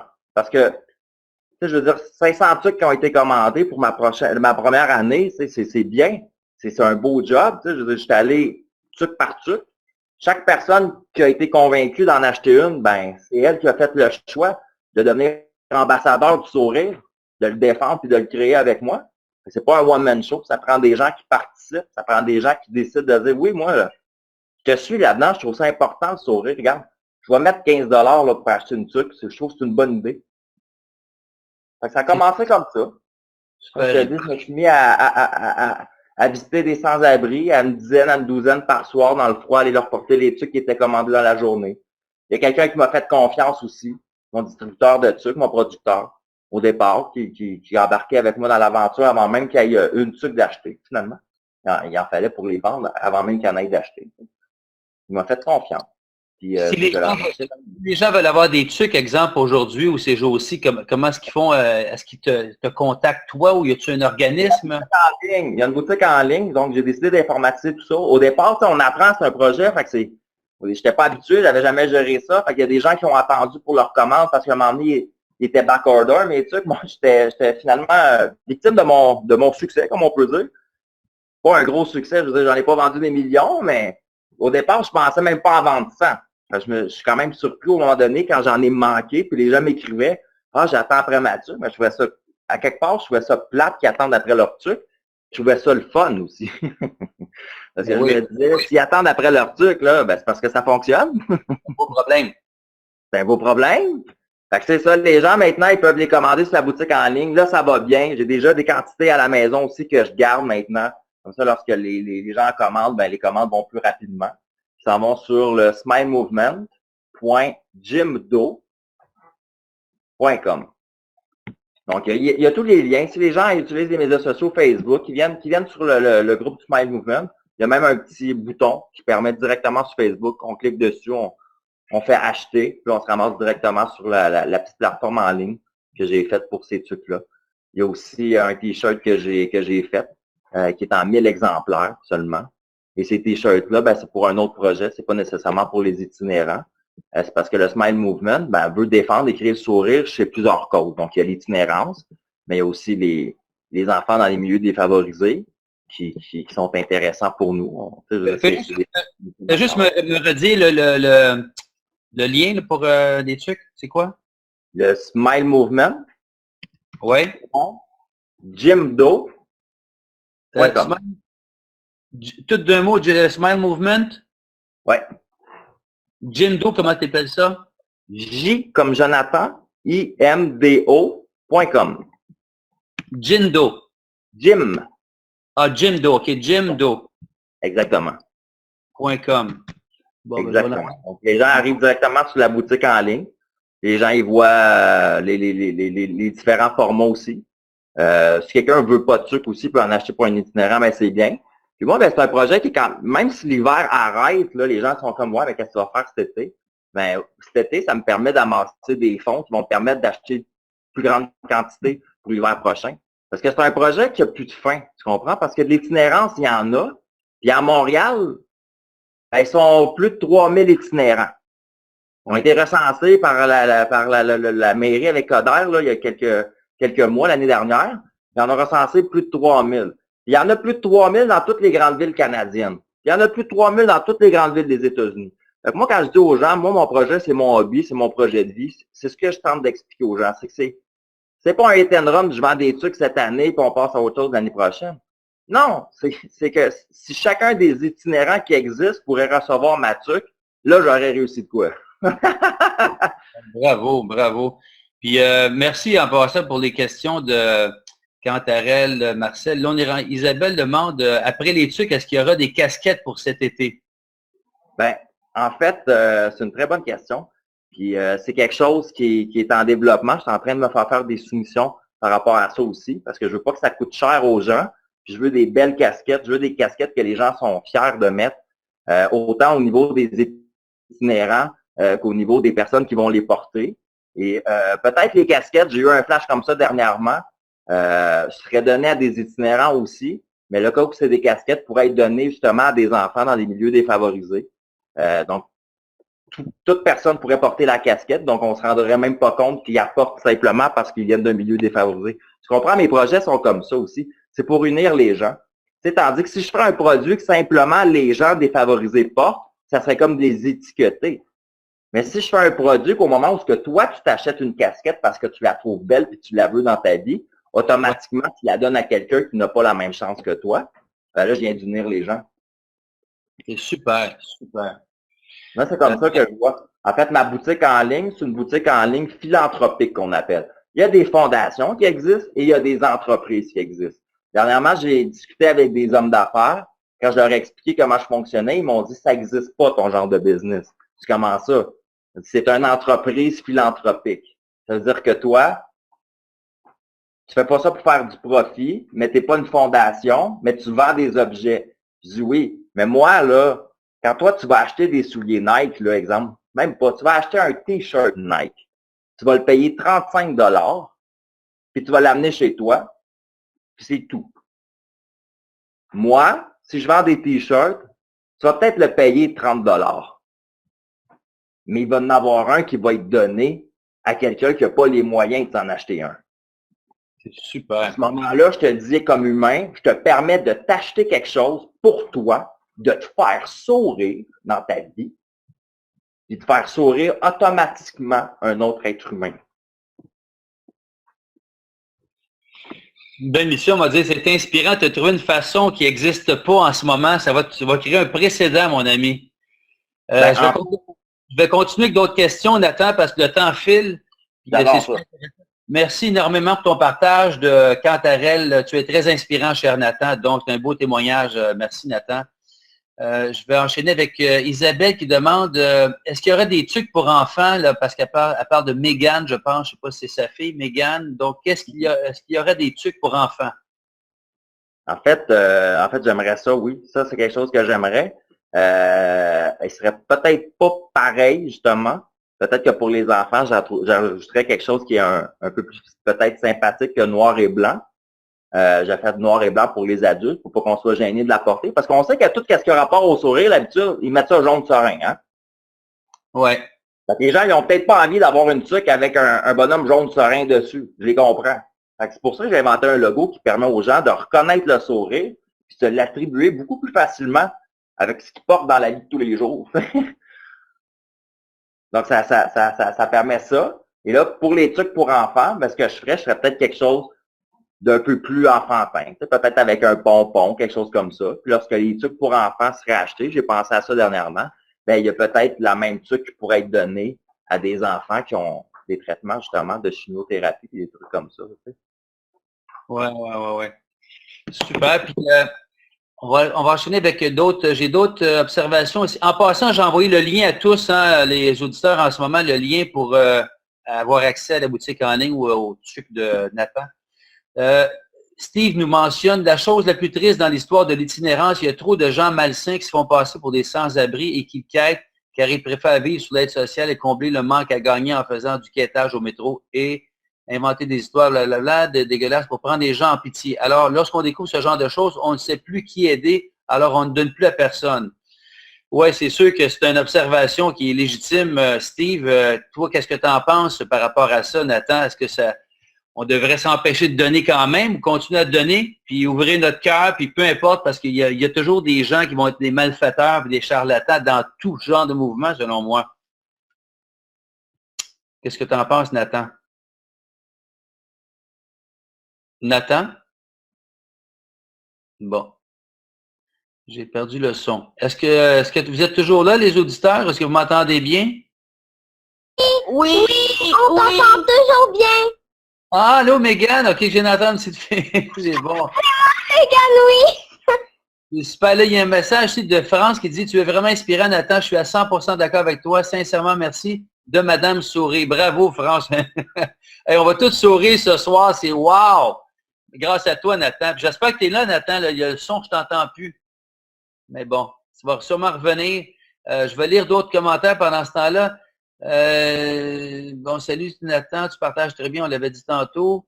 J'arrive aussi. Bravo Nathan de Isabelle, tu es un homme inspirant, oui. Puis Marcel Claveau, oui. Puis la chose la plus triste, je l'ai mentionné. Merci énormément de ton partage, Mégane. Je trouve ça vraiment le fun qu'une enfant avec nous ce soir. Tu vas avoir bientôt ta tuque, Mégane, je te le promets.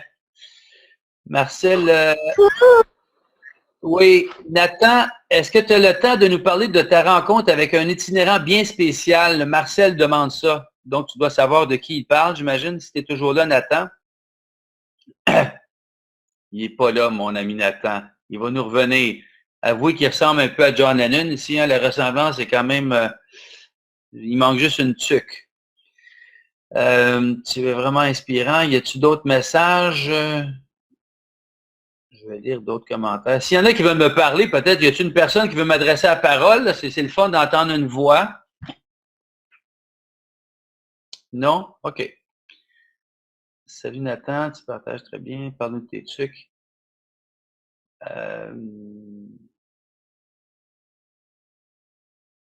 Là, j'ai plus de son en ce moment de personne, fait qu'on dirait que je me sens isolé, mais j'imagine que c'est juste temporaire. Je vais aller voir s'il y a un problème sonore. Tableau de bord, participants, cantarelle. OK, je vais enlever les micros. Ça ne me dérange pas qu'il y ait des micros, Daniel, on va les laisser. On est là, nous. On est là, on est avec vous. Bon, c'est correct, c'est bon. Oui, allô? Allô, Mégane? J'aime ça, les enfants. Mégane, comment tu as trouvé ça, la rencontre tantôt? J'aimerais savoir tes commentaires. Est-ce que tu es là, Mégane? Oui, Oui? Est-ce que tu as entendu toute l'entrevue tantôt? oui, Oui? As-tu aimé ça? oui, Oui? Tu es avec ta maman Isabelle, c'est ça? oui. Je Ouais. le connais. Attends, c'est mon beau-père. Ah oui, c'est ton beau-père, OK. Wow, donc Isabelle, c'est sa conjointe, je comprends bien. Oui. On est là avec lui. Allô Isabelle, allô Mégane, je trouve ça extraordinaire que vous êtes là présente avec nous. Puis, Oui. là, tout le monde entend bien. Avez-vous des questions à nous poser, peut-être live? Là, Nathan, je n'entends plus. Je pense que son micro est parti, là, malheureusement. Je sais pas. Es-tu proche de toi, Isabelle, Nathan, en ce moment? Non, mais je peux le contacter sur Facebook. Un petit peu, il va sûrement me contacter. Ah, ça a coupé mon son, je restarte et réapparaît. Bon, il va restarter ça, il va revenir dans. Ça ne sera pas tellement long. OK. En passant, tantôt, je vais vous envoyer il va y avoir un sondage, la dernière page que vous pourrez remplir. C'est juste 5 petites questions à tous les auditeurs qui pourraient me partager. Est-ce que vous m'entendez? Je suis de retour. Oui, salut, bon, salut Nathan. Oui. Nathan, j'ai l'impression que il y a quelque chose dans l'air avec mes produits technologiques aujourd'hui. Oui, mais c'est correct, tu vas tout régler ça avec le temps. Il y a des gens qui vont sourire tellement fort que tout va s'arranger. Y avait-tu d'autres gens ici avec d'autres questions? Je ne vois pas d'autres questions, mais il y avait...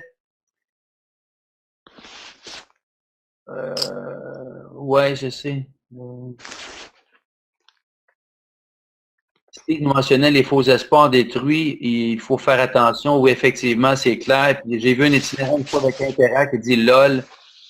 C'est clair, Steve, que c'est pas tous des itinérants clean, mais la plupart, ils sont dans la rue. Puis d'ailleurs, Nathan, tu es toujours là avec moi? Oui, je suis là. J'aimerais que tu le partages, parce que tantôt, j'ai compris que toi, ton père, que tu n'as pas connu, je pense qu'il y a des problèmes de toxicomanie et d'itinérance. Donc, ça vient te chercher doublement, toi, la cause d'itinérance, je pense. Ça se peut-tu? Ben oui, exactement, parce que, tu sais, moi, là, mon père, je l'ai pas connu beaucoup dans la vie. Il est parti quand j'avais 6 mois. Lorsque j'avais 13 ans, on l'avait retrouvé. Cette situation était un petit peu mieux. Je l'ai côtoyé pendant 1 an. À ce moment-là, ben, j'ai pu quand même voir des beaux côtés chez cet homme-là. Tu sais, j'ai pu voir une belle version de lui jusqu'au moment où il a replongé dans sa dépendance, il a choisi l'itinérance. Fait qu'à ce moment-là, moi, dans la vie, ma vision d'un itinérant n'est absolument pas la même que beaucoup de gens, et je le comprends. Mais moi, je les vois, regarde, je me dis, ça peut être ton père, ça peut être ton frère, ça peut être ton cousin, ça peut être ton ami d'école, ça peut être un gars avec qui tu as travaillé dans le passé. Ne le juge pas.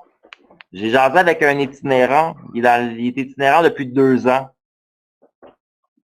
Avant d'être itinérant, là, il n'était pas dans la toxicomanie, il n'était pas dans la schizophrénie, il n'était pas dans la dépendance. Non, c'était un homme qui était courtier d'une bannière très réputée de vente immobilière. Sa femme et sa fille sont mortes dans un accident de voiture. Lorsque c'est arrivé, il a fait une dépression. Il s'est ramassé dans l'itinérance. Il gagnait sa vie, là. Il vendait des maisons. Il avait une belle petite famille. Ils sont morts tous les deux dans un accident de voiture. Comment tu peux juger cette personne-là parce qu'il te paye du change? Oui, effectivement.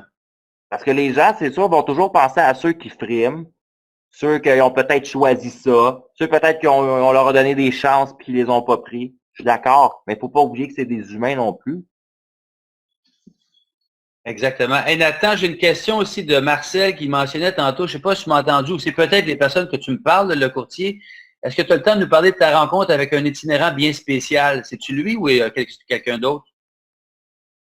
L'itinérant bien spécial, il doit parler du moment où justement j'ai rencontré mon père. Une photo que je t'ai montrée un peu avant, là, je suis à côté d'un homme.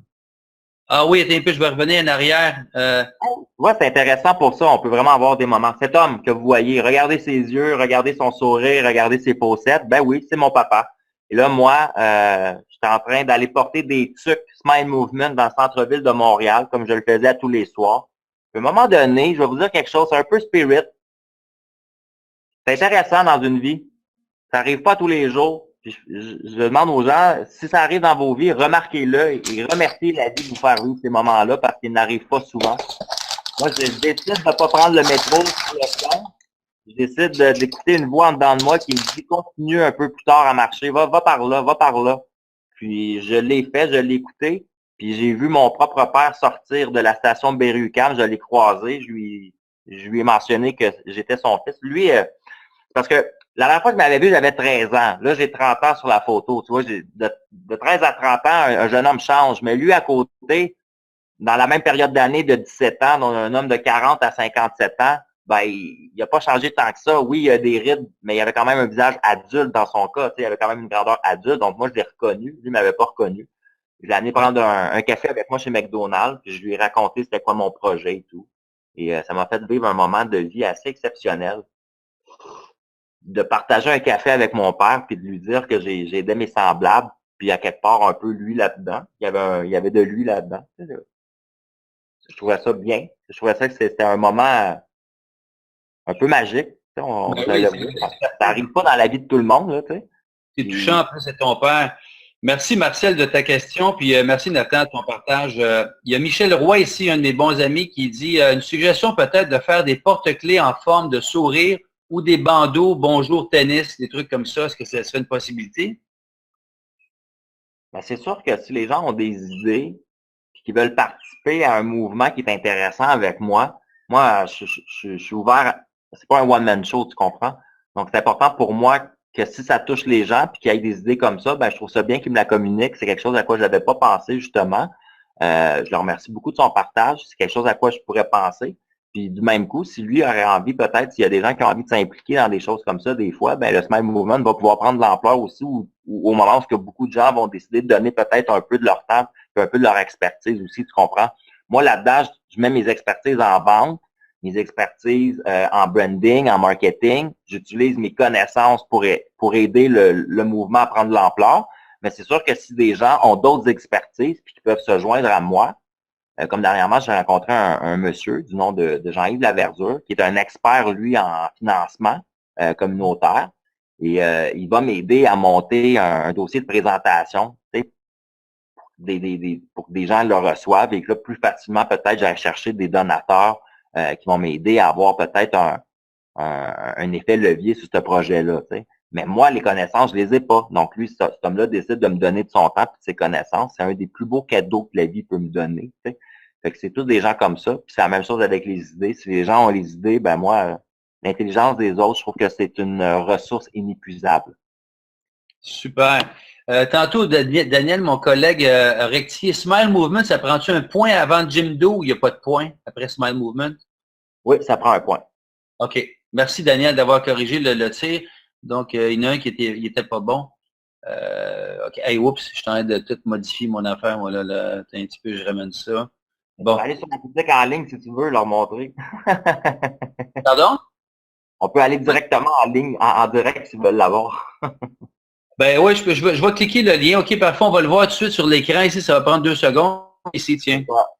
Ça, ben moi, j'ai décidé de créer cette boutique-là. Ce qui veut dire que personne ne l'a fait pour moi. Tu sais, je t'explique, Perry, c'est vraiment un projet qui part de moi, puis les gens qui sont là, ils vont le comprendre. C'est que les heures qui ont été mis à monter cette boutique en ligne-là, ben c'est moi qui les a fait. Tu sais, c'est jusqu'au moment que je vais porter la tuque, mon travail, ça c'est la cerise sur le Sunday. Hein.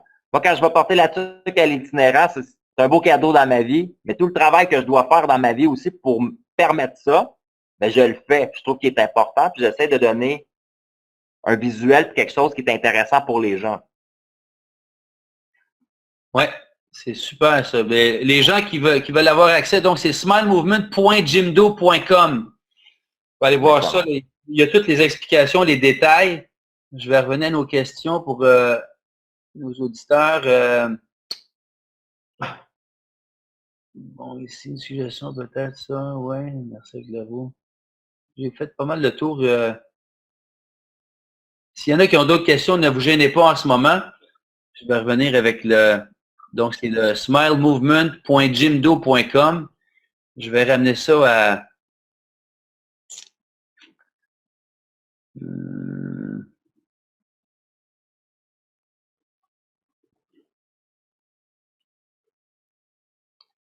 donc ici, on va aller avec les... Est-ce qu'il y a d'autres questions, mes amis? C'est important avec un projet comme ça aussi, là, c'est de comprendre que c'est le sourire des gens qui est important, mais je vais t'avouer que le sourire des gens, je vous fais une confession, me fait sourire énormément. Donc, ça me permet moi aussi de voir la vie d'une manière. Regardez, là, c'est Jérémy Lemay. C'est un jeune humoriste qui est de plus en plus populaire, qui a écrit un livre aussi qui est assez motivant, qui est produit par Juste pour rire. Il y a une soirée d'humour, ben là, lui, il était bien content d'entendre parler de mon projet. Puis vu que c'est un Européen, c'est ce qui est drôle, c'est que les terminaisons anglophones en Europe sont quand même assez populaires. Donc, les Européens appellent ça la Smile Movement. Donc, il y a vraiment une petite famille, même du sud de la France. Dans le sud de la France, ils ne portent pas de tuque, là. C'est chaud. Ben, ils ont quand même acheté 4 tuques pour les itinérants, juste parce qu'ils trouvaient ça intéressant comme projet. Ils venaient de la France, du sud de la France. Quand j'ai vu ça, ils m'ont écrit. Puis je leur ai envoyé les tuques. Ça m'a coûté des sous leur envoyer leurs tuques finalement parce que ça coûtait plus cher que prévu vu que c'est en Europe. Mais je vais te dire, pour vrai, là, j'étais vraiment content. Ça m'a fait vraiment sourire cette fois-là. Ben, tu vois, c'est toi la vedette ici, un grand gaillard avec une vedette. Je sais que lui, il est connu en Europe, mais il s'en vient connu, je pense, ici. Mais toi, Nathan, je pense qu'on va entendre beaucoup parler de toi aussi de plus en plus. Tu as une belle cause en avant de toi. Bravo. Celle-là est drôle, cette photo-là. Ouais. C'est ça, c'est Michel Petit. Mais ça, en fait, c'est un père et c'est un fils qui ont acheté, eux, ensemble, avec leur entreprise, 150 tuques. Ah ouais? Ouais. Donc, c'est des humains comme vous et moi. Puis lorsque je leur parle de mon projet, ils trouvent que ça fait du sens. Tu sais, Perry, toi, t'es quelqu'un qui explique aux gens beaucoup dans la vie qu'il faut se sentir sur son X à un moment donné. C'est pour que ça avance nos affaires, qu'on se sente bien dans nos culottes. Là, il faut être sur son X. Mais moi, là, mon X, je l'ai cherché. J'ai fait toutes les lettres de A, B, C, D, E, F, G, H jusqu'à X. Tu comprends? Je me suis trompé souvent. J'ai fait des choses qui me ressemblaient pas. J'ai eu des versions de moi qui n'étaient pas moi. J'ai eu des moments dans ma vie où j'étais pas ce qu'il fallait que je sois. Puis en ce moment, ben, ce que je veux faire, c'est donner aux gens finalement qui je suis, puis leur permettre à eux de découvrir qui ils sont.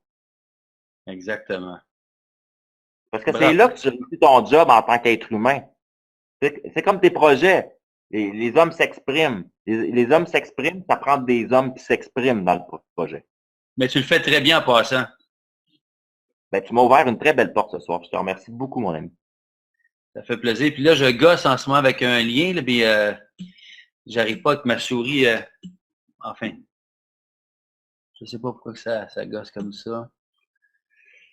Anyway. Diaporama.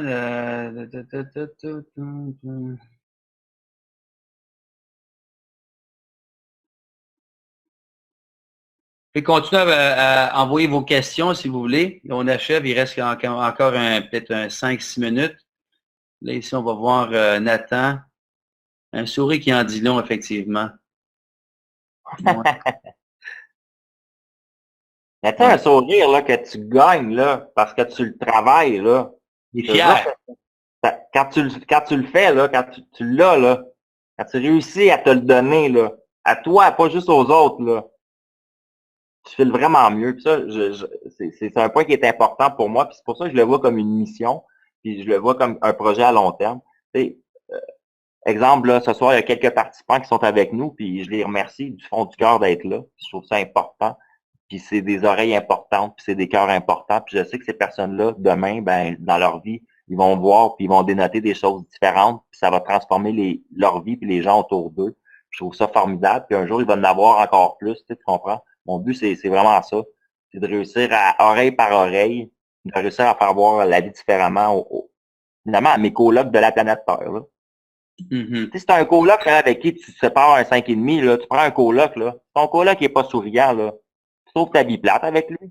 Ben, c'est un peu la même chose, finalement. Moi, je me rends compte qu'en termes de société, on n'est pas super souriant, puis qu'en fait, il y a des gens qui ont comme job de te l'enlever. Tu sais, si on parle des affaires qui sont arrivées hier matin, je veux pas en parler beaucoup, mais je veux dire, ça t'enlève le sourire en tabarnouche, t'es un Belge, là.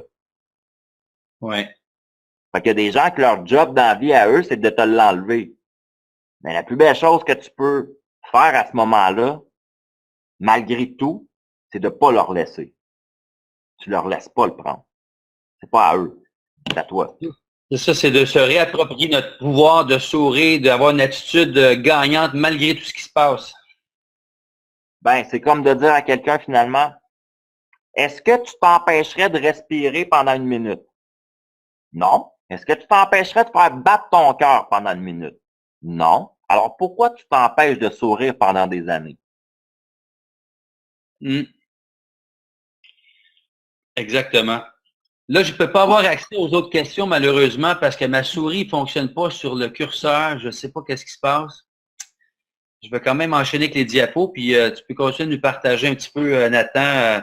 Mais ce qu'on voit en ce moment pour les gens qui comprennent un peu, ça, c'est des posts que je fais et que je mets sur Internet. Donc, à un moment dans la journée, sans aucune raison, j'écoute, je suis en train de faire quelque chose, du ménage, du lavage. Je suis un humain comme tout le monde, là, tu sais. J'ai des corvées à faire comme tout le monde. Oui, il y a des bouts où je donne des conférences. Oui, il y a des bouts où je rencontre des hommes d'affaires. Puis ça, c'est la vie, c'est la vie de mon entreprise, c'est la vie de ma profession. Mais il y a des moments que je suis à la maison tout seul, comme tous les êtres humains. Et là, à ce moment-là, ben, il m'arrive des idées, des flashs, je ne sais pas comment expliquer, des pensées, des coachs, finalement, comme d'autres ont fait dans le passé, qui sont repris par les gens et repostés. Ben, je laisse ça, je laisse ma créativité naître, puis je le mets aux yeux des gens, puis là, les gens, ils les repostent, les partagent, ils les likent. Mais le but, pour moi, c'est pas nécessairement qu'ils les likent ou qu'ils les trouvent sympathiques. Mais ils peuvent les partager, les saisir, puis les comprendre. Ah là, c'est une belle job. Ça devient intéressant. Ouais. Je comprends très bien ça. D'ailleurs, peut-être pour les minutes qui nous restent, tu n'as pas parlé vraiment de ton côté entrepreneuriat. Tu es un entrepreneur dynamique. Tu es dans quel secteur d'activité exactement? Pour que peut-être ça a-tu un lien avec le sourire en ce moment? Ou, Moi, je travaille en vente et en marketing, donc je développe une business qui s'appelle Salesman Co. C'est des gentlemen de la vente. Donc, nous, on travaille en sous-traitance de vente pour d'autres entreprises, des PME, des travailleurs autonomes, qui n'auraient peut-être pas les moyens de se payer des vendeurs à temps plein, mais qui veulent investir sur une force de vente. Moi, mon but avec cette équipe-là, pourquoi on les appelle les gentlemen de la vente, ben, c'est qu'ils sont pas faits dans le moule de la vente régulier, qui est comme tout ce qui existe sur le marché un peu, là, à répondre aux objections, avoir des pitchs parfaits, tu sais, que tout est coulé et prêt, qu'on répète un peu un texte ou qu'on force les choses ou la vente. Moi, je les incite et je coach aussi les gens en entreprise. C'est quelque chose que je veux développer, du coaching en entreprise, coaching des ventes pour les vendeurs que les gens ont. Pas au niveau de la vente directement, mais au niveau de l'humain dans la vente. ouais. Donc, de se réapproprier la vente comme une communication positive. Moi, je dis aux vendeurs qui travaillent pour moi, quand tu appelles quelqu'un, je veux pas que tu l'appelles comme un client. Tu l'appelles comme si tu appelais un de tes meilleurs amis pour lui apprendre une belle nouvelle. Parce que c'est ça ce que tu es en train de faire. Tu es en train d'appeler quelqu'un qui a un problème puis que tu as une belle solution pour lui. Un humain. Ouais. C'est un humain. Donc, tu sais, interagis avec comme un humain, là comme un humain. Et tu vas voir, par la vente, tu développes des très belles affaires. Parce que les gens, même moi, il y a des gens qui n'ont pas fait affaire avec moi pour, exemple, un produit ou un service dans ma vie. C'est arrivé. C'est comme tout le monde, là, tu sais. Sauf que par contre, des fois, le même client qui m'avait refusé un produit parce qu'il travaillait à quelque part, 6 mois plus tard, lui-même, il me rappelait en me disant, tu sais, il y a 6 mois, là, je l'avais pas pris parce qu'à mon autre job, exemple, il n'y avait pas le budget pour ça et tout, mais là, j'étais ailleurs, puis j'ai un nouveau budget, puis les projets en cours, ben, on aurait besoin d'exactement ça. Mais si le gars, il faisait ça, qu'il me rappelait de lui-même, à quelque part, j'imagine, j'ai été marquant pour lui. Ouais. C'est au niveau de la personnalité. Donc, les gens, il faut qu'ils... Aussi, le sourire, c'est important. Puis ça te réattribue une personnalité qui est intéressante pour les gens aussi en affaires. C'est super, Nathan. Puis on pourrait parler pendant des heures, je suis persuadé. Là, le temps file, il est presque 8h30. Puis là, j'ai de la misère à avoir accès aux autres. S'il y a d'autres questions, malheureusement, je ne pourrais pas les prendre. Je suis vraiment désolé. S'il n'y en avait pas d'autres, c'est parfait. J'ai un petit sondage ici qui est très rapide aux auditeurs que vous pouvez m'envoyer par courriel. Je vais vous le spécifier parce que c'est écrit assez petit. Mon adresse courriel, moi, c'est perry@fabriqueleader avec un s.com. C'est simple, c'est juste de savoir, c'est-tu votre premier webinaire? Est-ce que vous avez apprécié le rendez-vous mensuel ce soir? Qu'est-ce que vous auriez aimé de différent ou améliorer, s'il y avait des trucs à améliorer? Quel est le sujet que vous auriez aimé qu'on discute plus? Donc, exprimez-vous, autrement dit, vos commentaires qui vous viennent spontanément en lien avec la conversation ce soir, toujours dans le but de s'améliorer pour la prochaine fois. C'est toujours gratuit. Et la prochaine fois, ça va avoir lieu, je vais vous dire tout de suite la date, le 20 avril, puis de toute façon, je vais publiciser bientôt sur les médias sociaux là, pour la prochaine rencontre. Je n'ai pas encore le nom de l'invité surprise, mais je vais vous mentionner ça très bientôt. Je le sais d'ailleurs, mais c'est un invité surprise. Puis je voudrais remercier infiniment Nathan Fortin pour ta grande générosité, Nathan, puis ton beau mouvement qui est de cœur, qui est inspirant, puis je trouve ça vraiment génial. Puis j'en ai appris plus ce soir sur toi et ton mouvement. As-tu quelque chose à partager à nos auditeurs avant de nous quitter? Ben oui, je dirais juste, du fond du cœur, là, sérieusement, merci aux gens qui ont pris de leur temps, écouter ce qu'on avait à te raconter finalement, qui ont engagé des discussions aussi, qui ont émis des points de vue. Puis c'est un peu, je sais, je me répète souvent, Perry, mais vraiment merci pour ce beau projet. Parce que ça prend juste des gens qui permettent aux gens d'exister pour que des gens existent. Puis toi, au départ, ça, c'est la tienne, ta mission. Ça, c'est formidable. Parce que des tribunes, lorsqu'on veut parler de nos projets et de nos idées, ben, ils n'en mouillent pas des tas. Puis lorsqu'il y a des gens qui sont comme toi, qui permettent aux gens d'exister puis de montrer leur vraie couleur, ben, c'est une très belle job que tu as dans la vie. Puis tu le fais très bien. Puis je pense que c'est ta job d'humain. Puis ta job d'humain t'as rempli avec, sérieusement, là, succès. Ouais, vraiment. Moi, j'ai pas de misère à croire qu'un jour, il y a des milliers de personnes, des centaines de milliers de personnes qui vont suivre ton contenu. Merci Nathan, t'es inspirant, tu me touches. Mais de toute façon, c'est pas le chiffre, le nombre, c'est le fun quand il y a beaucoup de monde, mais l'important, c'est qu'on ait des conversations vraiment là, de cœur, profondes, qui touchent les gens, qui nous inspirent, puis à continuer à sourire justement ce soir. Moi, je repars d'ici, j'ai le goût de sourire, j'ai le goût de pratiquer ça encore plus. Merci Nathan. C'est vrai! Je vais t'inviter à prendre un café à mon bureau. Hein, moi, je dis aux gens, moi, je vous invite à mon bureau, on prend un café. Moi, j'appelle ça prendre un café. Là, on laisse faire la business, là, on prend un café. Puis là, pendant que je prends un café avec toi, ben, je veux savoir qu'est-ce qui t'empêche d'avancer dans la vie? C'est quoi ta roche dans ton soulier, là? Là, on rentre dans la vie, ben, moi, je te trouve quelqu'un qui peut t'aider. Ça, c'est ce que j'aime le plus faire. C'est pour ça que mon job, au départ, j'avais inventé créateur de contact. Parce que je me disais, moi, finalement, ce que j'aime, c'est faire en sorte que les gens, ça va bien et qu'ils rencontrent les bonnes personnes. C'est drôle, puis on se rejoint. Moi, c'est qu'ils s'expriment, les gens, que ce soit hommes spécialement, mais les femmes aussi, puis qu'on s'exprime dans nos couleurs. Puis toute ta couleur, tu l'as vraiment trouvée, puis je sais que ton mouvement va prendre l'ampleur. Puis merci aux auditeurs hein, de votre présence ce soir. Grâce à vous, ça existe. Puis partagez à vos amis pour les prochaines fois qui viennent s'abreuver, s'inspirer, écouter, qu'on puisse s'exprimer encore plus, puis qu'il y ait des gens toujours qui viennent partager. Alors, je vous répète l'adresse peut-être pour vos commentaires, là, je vais la répéter, c'est Perry, P-E-R-R-Y, @fabrique, F-A-B-R-I-Q-E-A, leader, L-E-A-D-E-R-S.com. Donc, envoyez-moi vos commentaires, ça me fait plaisir. C'est de cette façon-là que je peux améliorer la formule. Encore une fois, merci aux auditeurs, merci Nathan. Puis à la prochaine, on se revoit le 20 avril. Puis si vous voulez avoir plus d'informations pour Nathan, vous avez ses coordonnées, smilemovement.jimdo.com, J-J-I-M-D-O.com, qui était affiché tout à l'heure. Puis là, je ne peux pas avoir accès malheureusement. Donc, bonsoir, merci. Hey, bonne soirée tout le monde. Merci la gang. Yes.